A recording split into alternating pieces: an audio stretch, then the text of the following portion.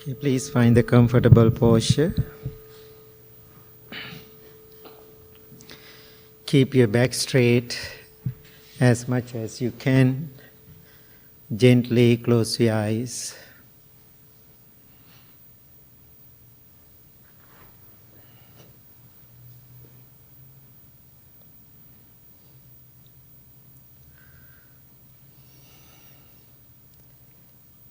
Beautiful Saturday morning.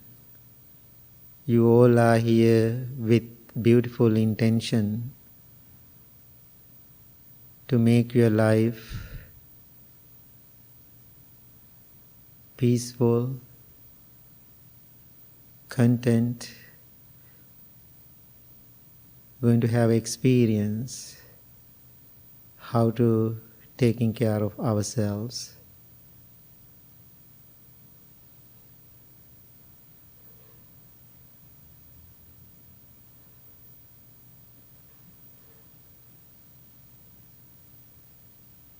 Now think to yourself, I am going to meditate. This meditation helps to keep my mind well, happy and peaceful.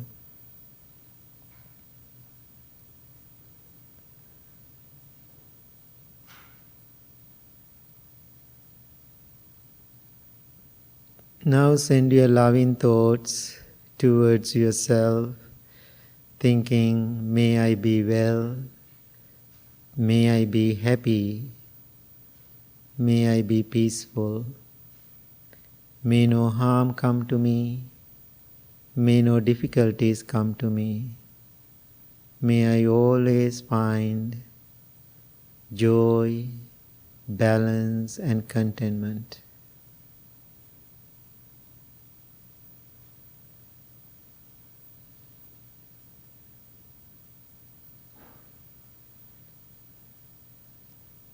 Why we are repeating words? Words are powerful. We are making our intentions.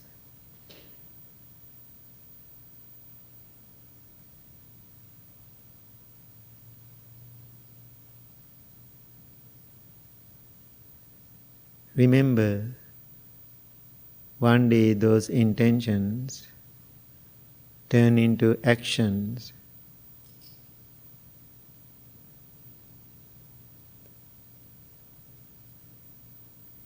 That is the teaching of the Buddha. Some qualities or practices of Eightfold Path, making intentions. We call the sankalpas.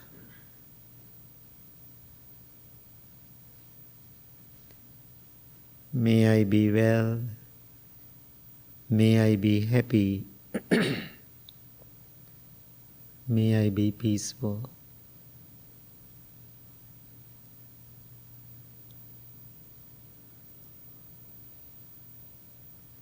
Sometimes you may experience, I am not peaceful.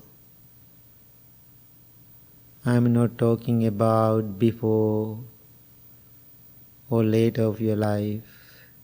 In this present moment, I am well, happy and peaceful.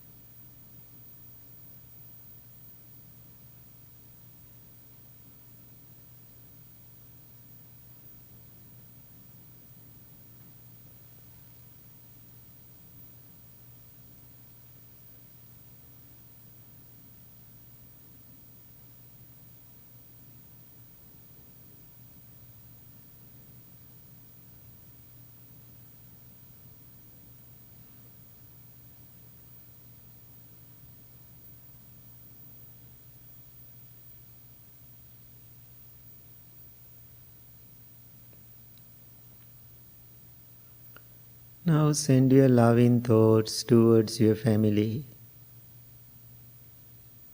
May all of my family members be well, be happy, be peaceful.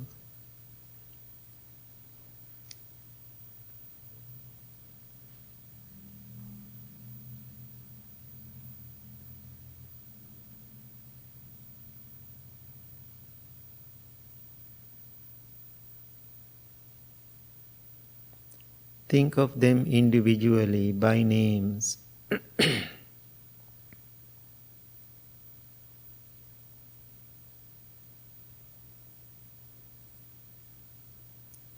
Whether they are here in this world or not, still you have memories with them. Still you can practice loving kindness with your departed relatives. Then all the people living with you, your brothers and sisters, your parents, your children. Some are celebrating their birthdays, I heard. Think of them. Send you a blessing, healing, loving kindness, unconditionally. May they be well, may they be happy, may they be peaceful.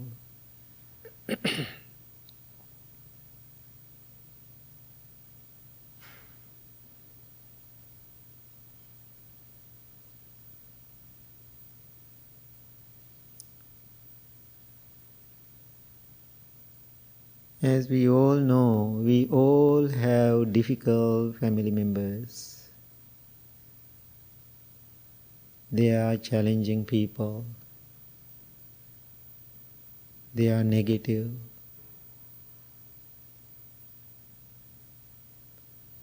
Sometimes they are abusive.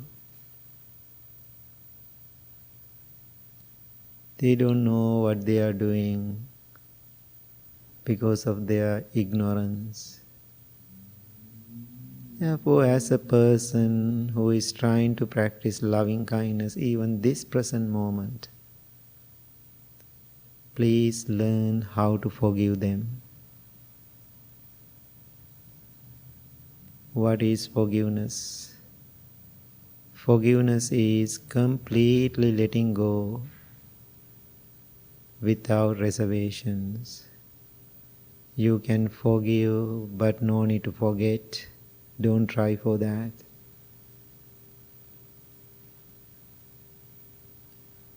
I'm really sure rest of your life you remember all the negative things happen with them. But when you practice love kindness, you healed more than them, because we all deserve peace.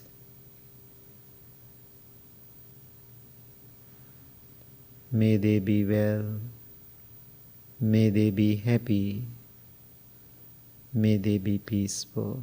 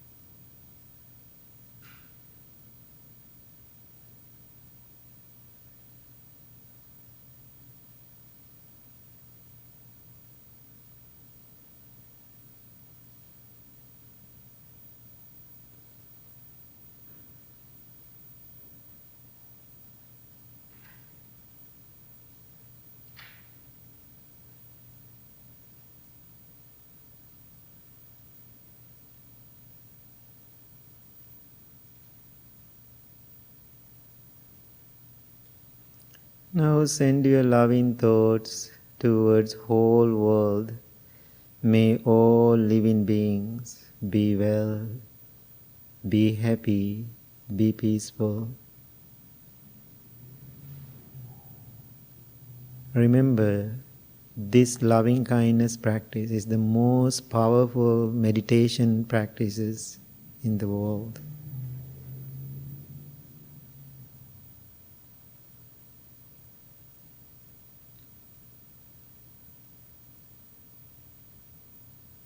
Once Buddha said, even a moment of your practicing loving kindness beneficial to you and also beneficial to the world.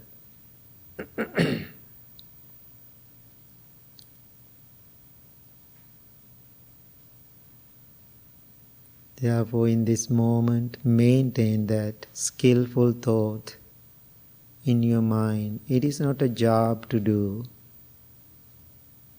Just live with that quality. When you work, when you are looking at other people, when you are smiling, when you are talking, that quality always there with you. People will feel your healing energy, your positivities. That is the power of this practice.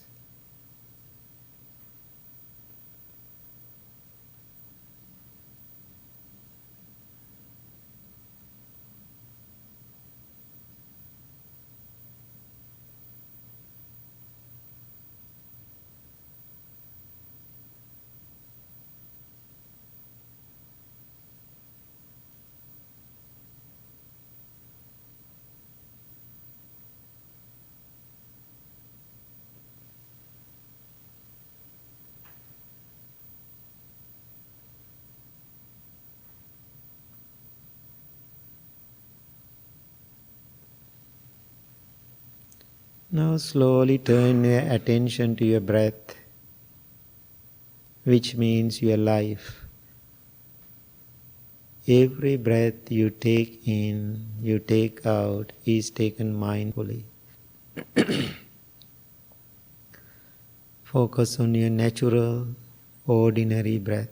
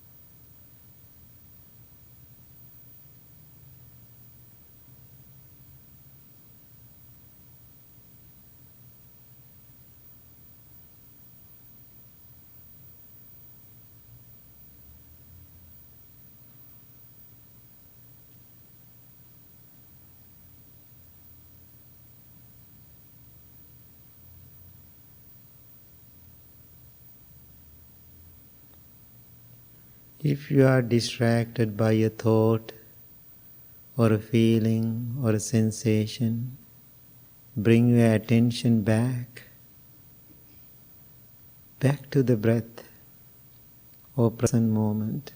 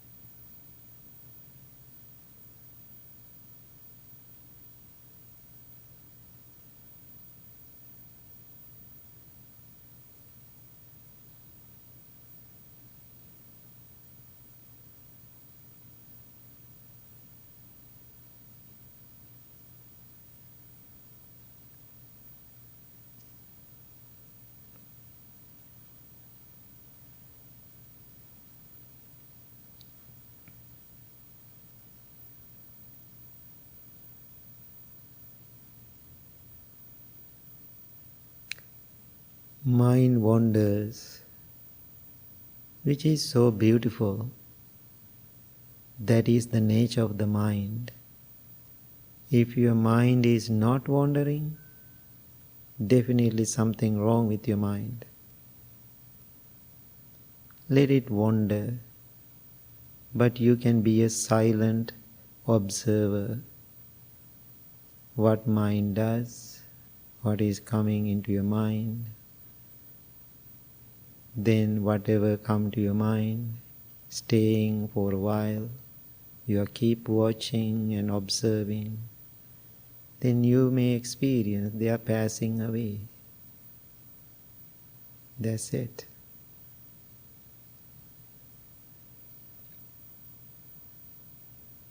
You are calm and silent, not quiet.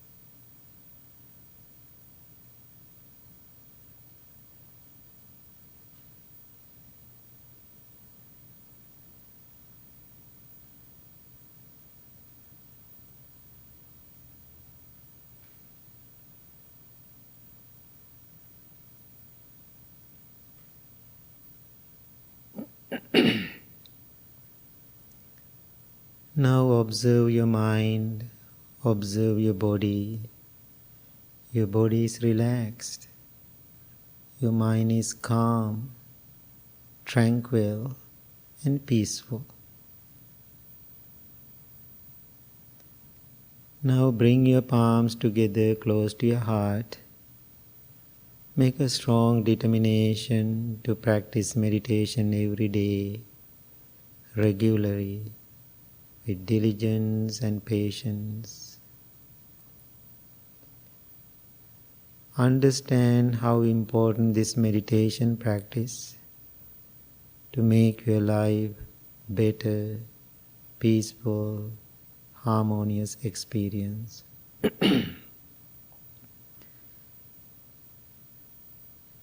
May peace be with you. May you be well. May you be happy. May you be peaceful. Thank you very much. Please open your eyes. Okay, today we are going to dedicate our morning chanting to the Holy Nielsen Godson, right? Third sister. She's little physically weak right now. She needs a blessing. So therefore, as a good brother, he's sponsoring this morning meditation. And also, I want to remind Chinta is celebrating her daughter's birthday. She came to the temple today to send her blessing. And also, today is our one of the big fundraiser of the temple, Taste of Sri Lanka. Ruth came from Miami for a Taste of Sri Lanka. Thank you so much, Ruth. And Alison came from Las Vegas for Taste of Sri Lanka. All the Blue Lotus people keep coming from the different direction of the country. So thank you so much. Thinking about you all, we are going to chant, sending the blessing. All the people request those blessings. So let's chant.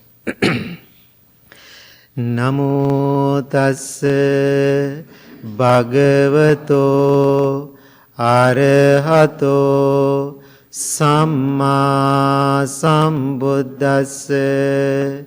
Namo tassa bhagavato arahato samma sambuddhassa. Namo tassa bhagavato arahato samma sambuddhassa. Buddhaṃ saraṇaṃ gacchāmi. Dhammaṃ saraṇaṃ gacchāmi.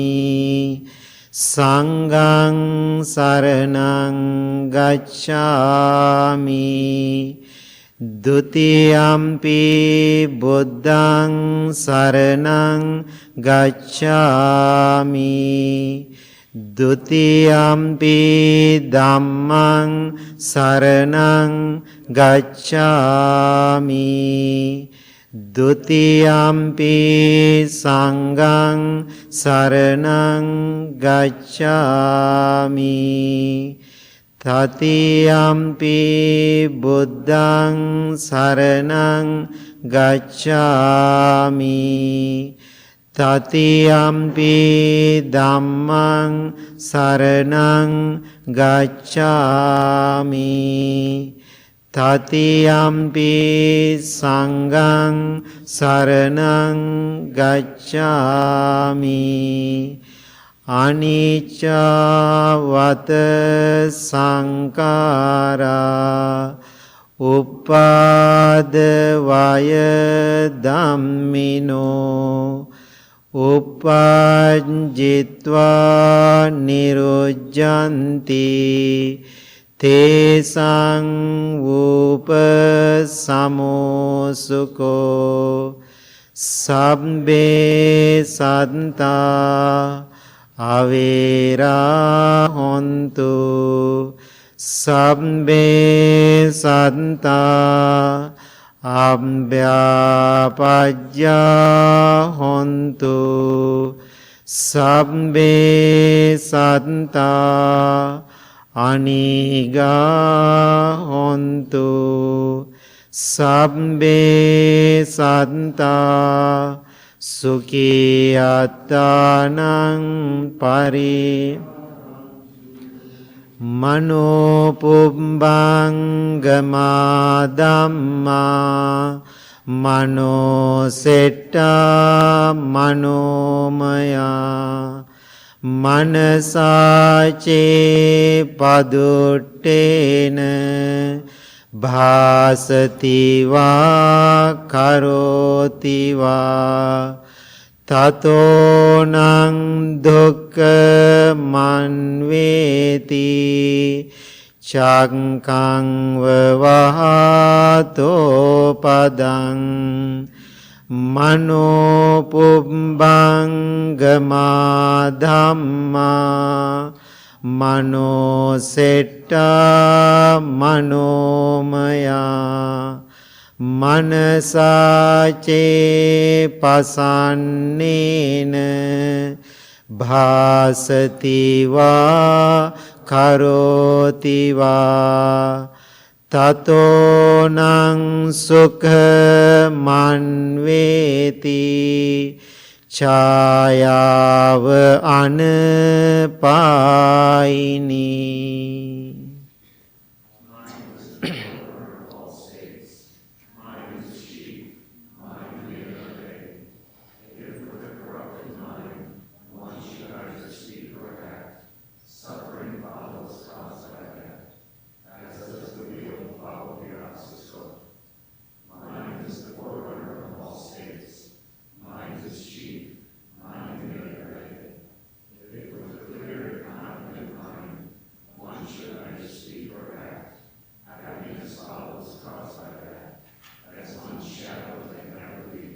We believe.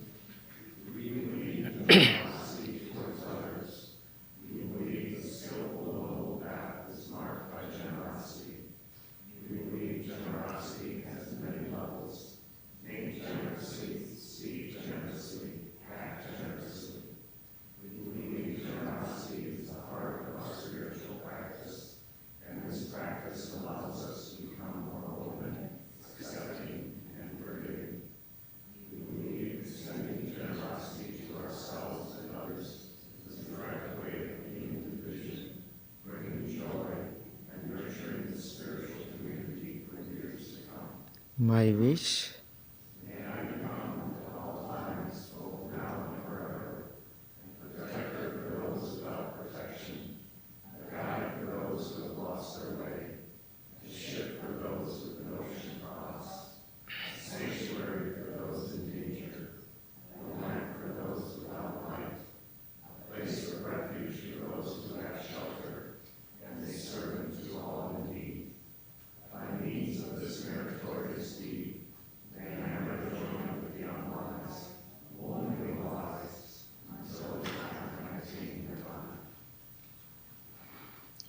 Okay, good morning everybody.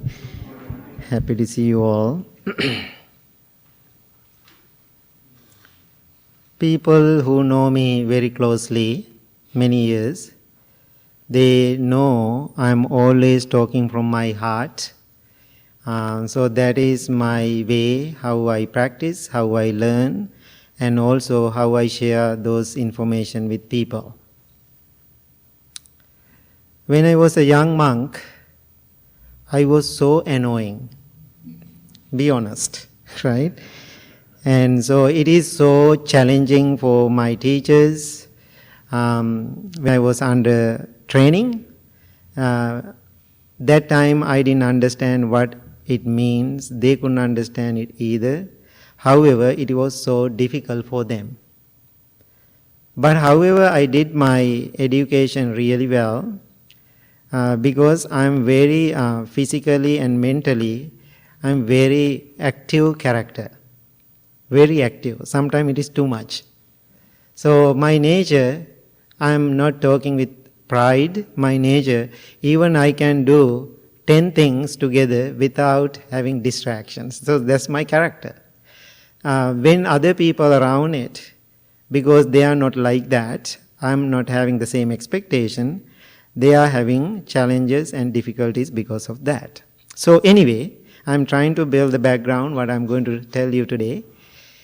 So right after I graduate, my teacher decided I'm the only option he had. He sent me to this annoying, difficult young monk to Australia. So I was 21.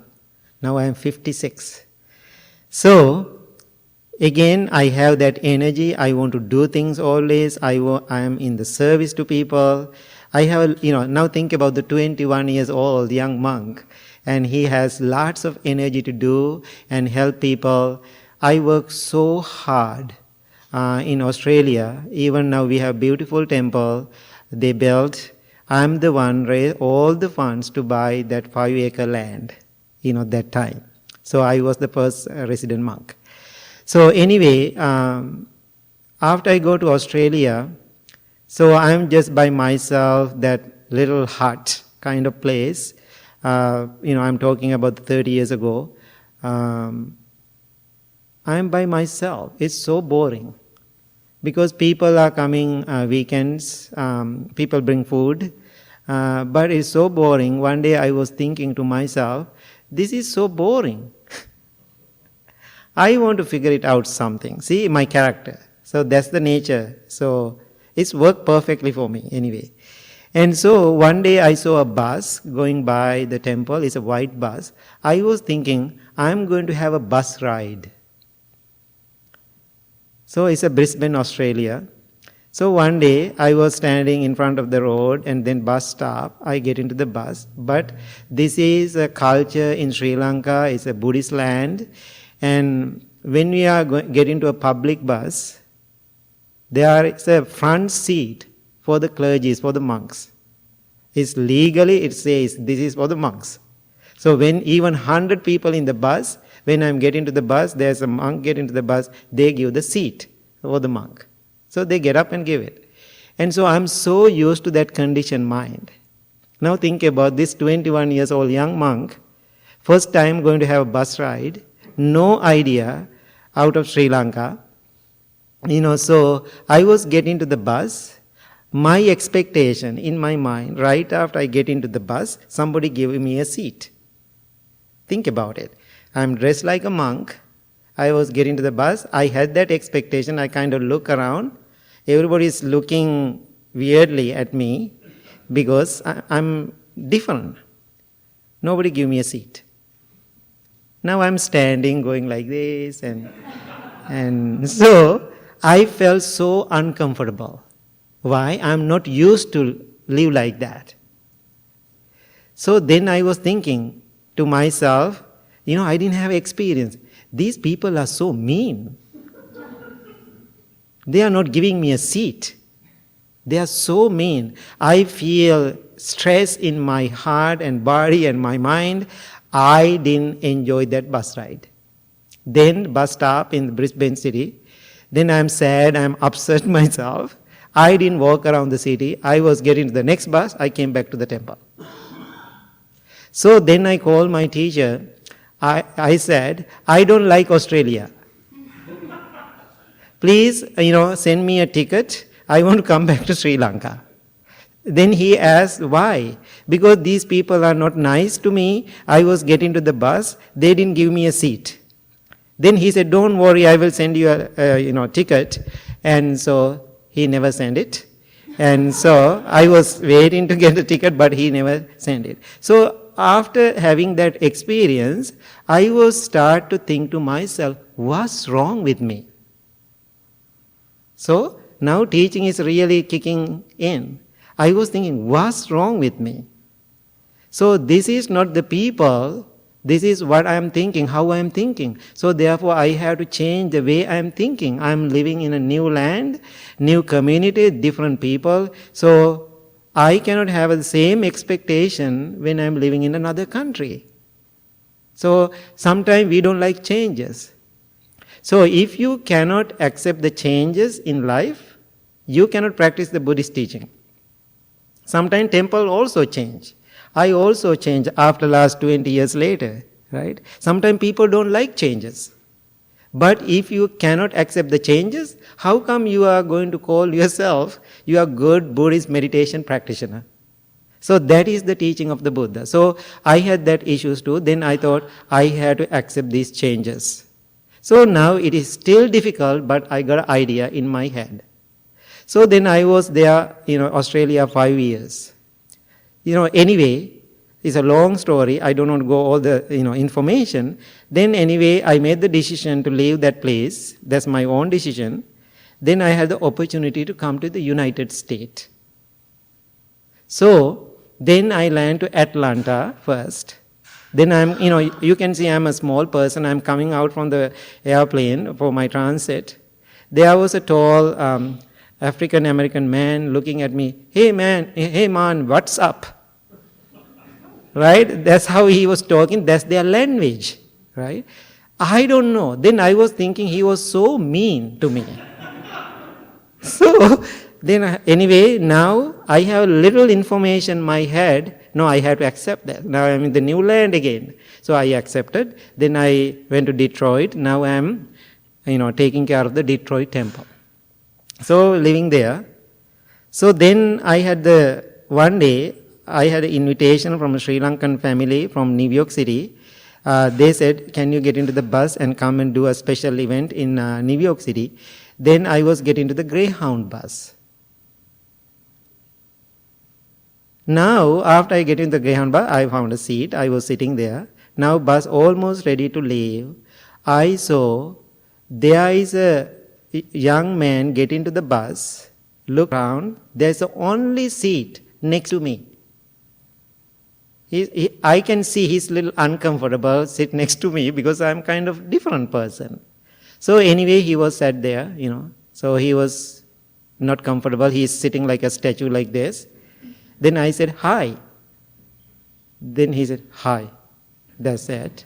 No friendly, expressions. Then I was thinking, 15 hours, I'm going to sit like this? That's my nature. Then I said, how are you doing? I try, I cannot speak English that much, but however, I try to communicate with this young man.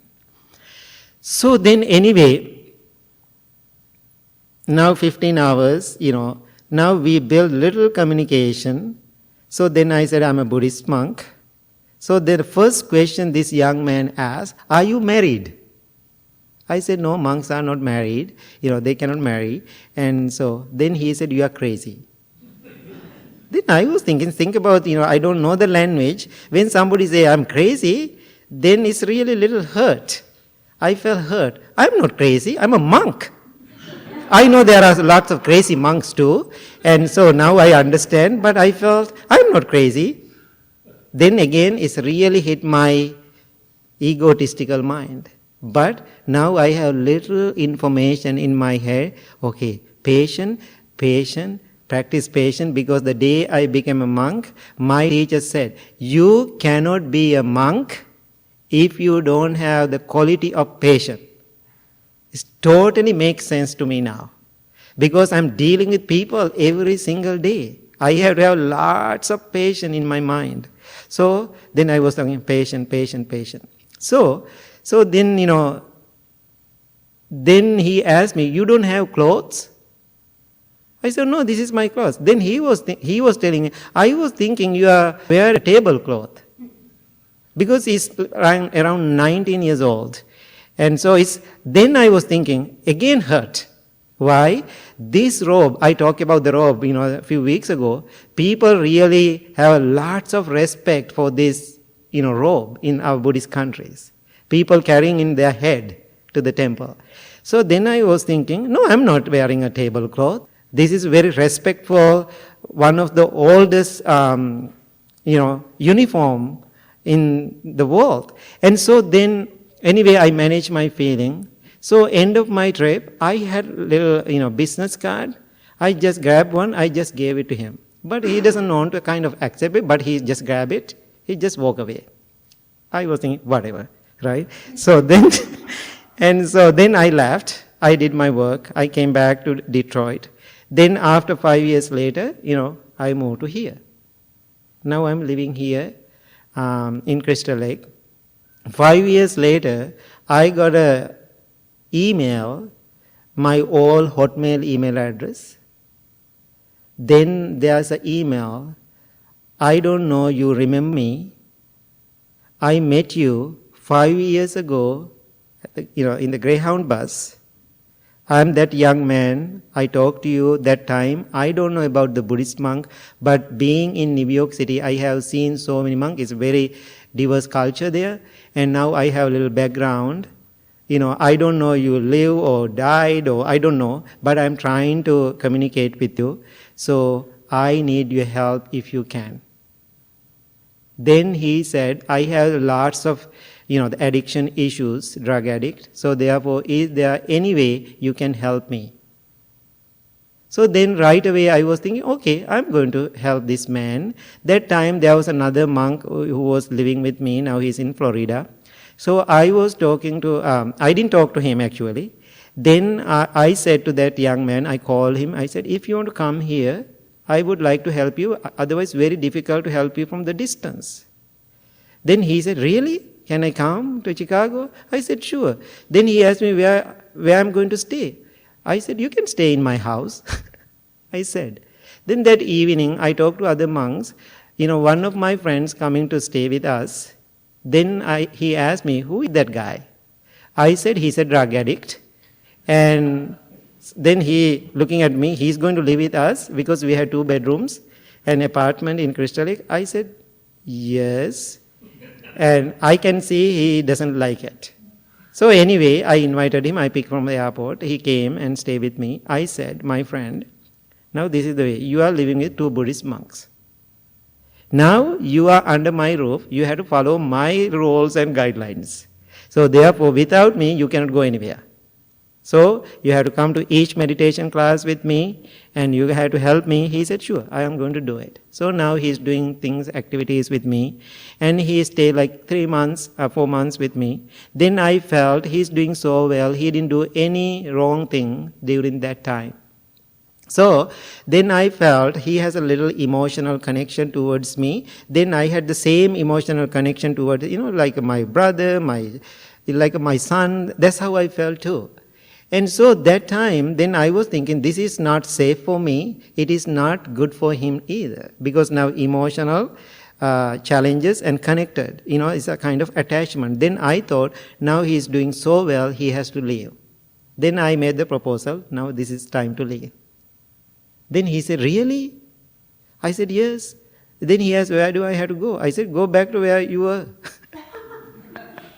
And so then I can see lots of fear, but why is that he felt so safe around me with us. So finally, he made the decision to go. I said, every day I'm keep calling you, I'm keep helping you, I'm checking on you. We agreed. Then he left. So then he continued his education. Actually, before he comes, he told me one day why he was thinking about me.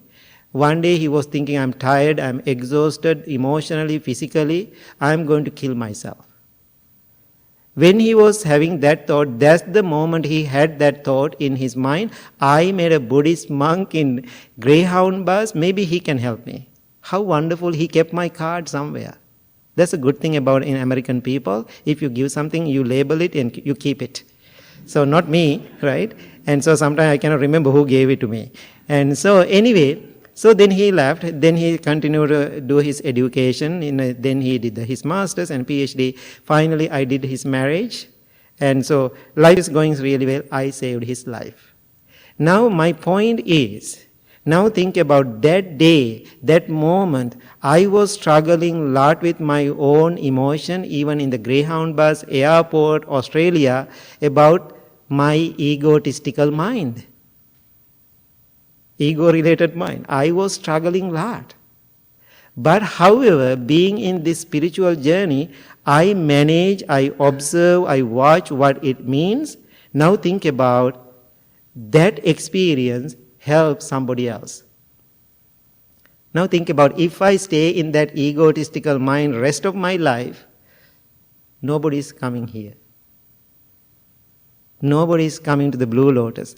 I am not traveling and helping the world. Now I help that young man because moment I am taking care of my egotistical mind, it will be beneficial to the world. Does it make sense?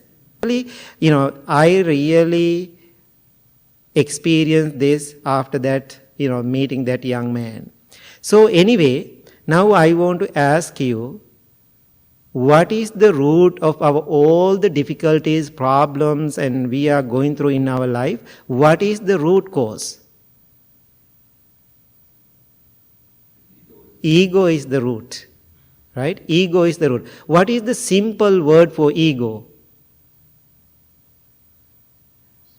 Self or I, right? Right. Now I am asking you, now you can answer. Who is I? No idea, right?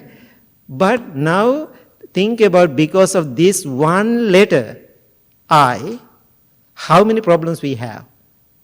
Millions of problems because of I. I turn into what? We. Then ours. Then we are keep going, expanding that I to the whole universe. Then we are fighting, we are killing each other, doing lots of negative things. What is the root? Is I. So I, my, and mine.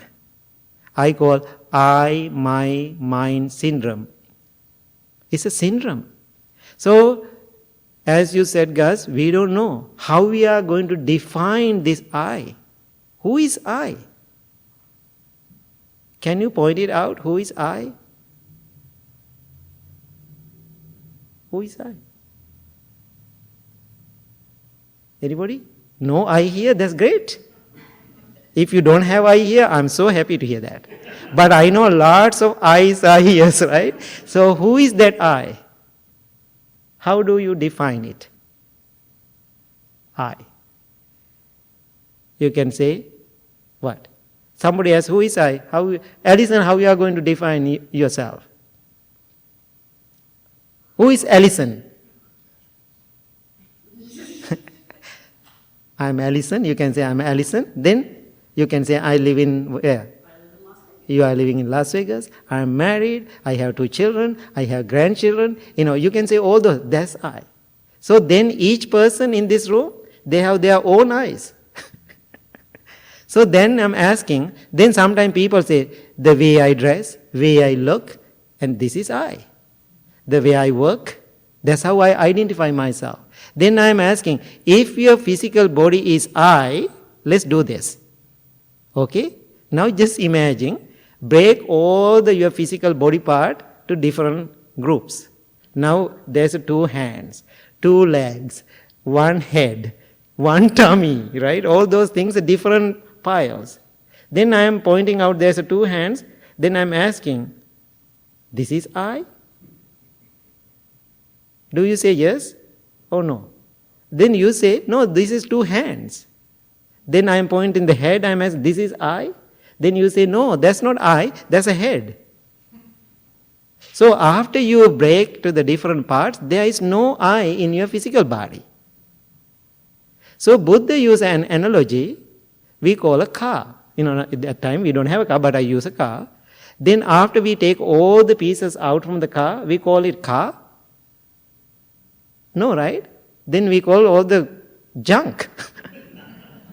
So now think about, we label it. Why we label it? Why we label it? Now think about, all the human beings are here. Each person has a different name. Why is that? To make things easy. That's what we call conventional truth. Does it make sense? Conventional truth. Why is that truth? For our convenience.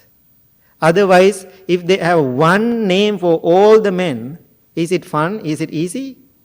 No. Even think about, if there are 2 Michaels, we call them Michael number 1, Michael number 2. Oh, Michael number 3. That's what people always telling, right? Always number 1, number 2, right, Todd? And so always you are, he's using some names. He said 1 and 2. So why is that? When we have 2, then we have to differentiate it. So therefore, why we are labeling these things, I, my, and mine? Because for our convenience. Now think about, I call this is my cushion. I don't know who made it, and this is called the Bhante Sujatha's cushion. But think about my teacher will come here. Then I'm not sitting on this cushion as a boss, as a leader. I go in far away. Why? Because I had to respect him. Then I offer as a senior monk to my teacher this cushion. Because this is the place, senior monk always, that's a tradition of the Buddhist monastic life. So then I offer. So then if I'm attached to this cushion, that's my egotistical mind. There was a lady who came to the temple. I don't think she's here today. And so one day, after meditation, she came to the social room and she was so emotional. I asked, what's going on? Bhante, I came a little late today. Somebody was sitting on my cushion. Then some people know me. Sometimes I make my faces, my face. I was looking at, your cushion? Did you pay for that? Did you bring it from home? She said, no. Bhante, I was sitting there 8 years on that cushion. Sitting on that, he said, front row, left side of me, third cushion, 8 years. Now she is thinking, that is my cushion. How come? How you label it? What big problem you created?